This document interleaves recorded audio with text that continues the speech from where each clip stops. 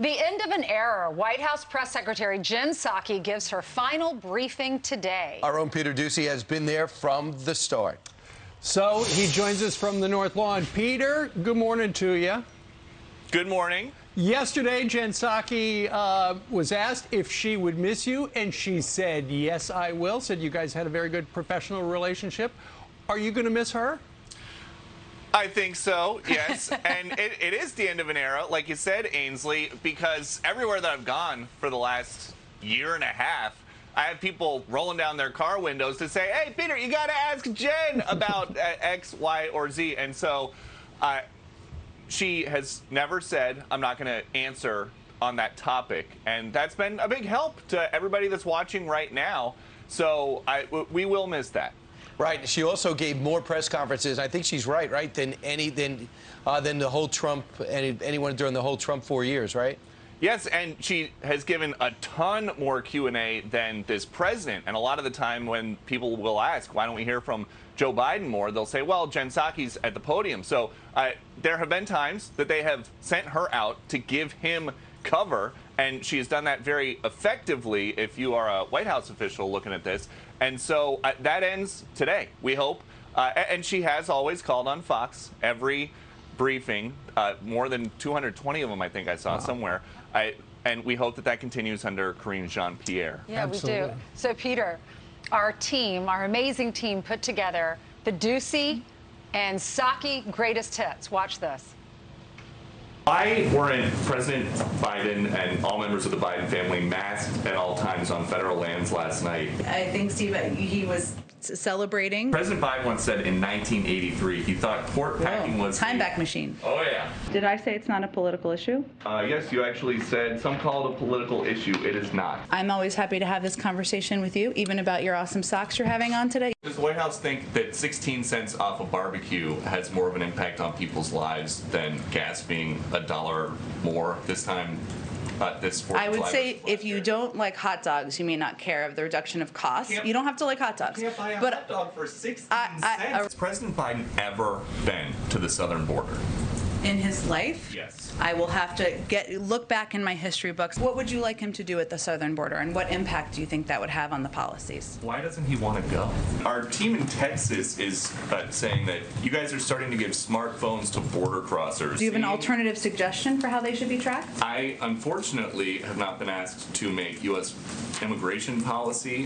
That's not Today's your moment. Why did you guys decide to rebrand the rising gas prices as the hashtag Putin price hike?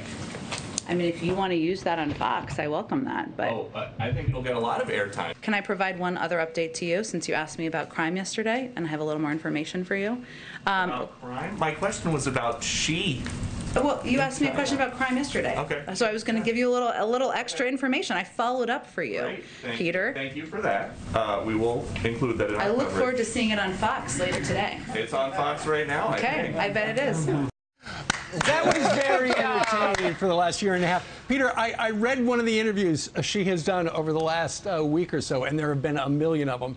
And she said at one point that when she was preparing that big book of answers she has there, that has the official government stance, the White House stance, that she would try to figure out what question or questions will Peter Doocy ask. So that, you had her guessing.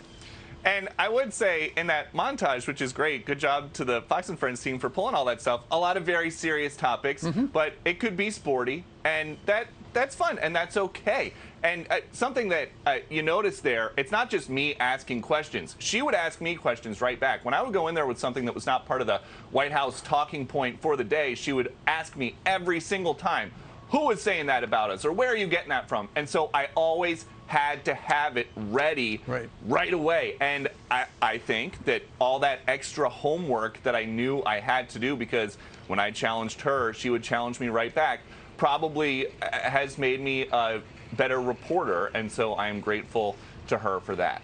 I love the line. What did you say? I haven't been asked to solve the immigration problem. Still haven't, but they know where to find me. Right. You know what I think is good, though? That Peter, just like your approach was direct, but it was polite. I think Yes, that's got always. the tone is so important because you got to respect the office, but you do have to get answers. So I think that was good. And I don't care if you liked her or not, she was probably one of the most effective people in the Biden White House. What she did, they are going to miss her messaging. And if you're Joe Biden and you inherit a ton of problems, you want somebody like Jen Psaki out there defending your position or explaining your position. And a lot of the time people see something on TikTok or on Twitter or right there. There is a lot more context. It wasn't always such a argument. Right. Jen and I have had a nice relationship, and we've come a long way since the first week when she called me Steve in the briefing room. And she apologized Did she for ever that. say anything She about did. that? Was that intentional, or did she? No, she apologized, and it's the Okay. only time that happened. You know, how You many look a lot like your dad. how many apologies have you gotten from this White House? I know the president. I'll have to get back to you. I got to go do my homework. That's right. All right. Well, Peter, good job over the last year and a half.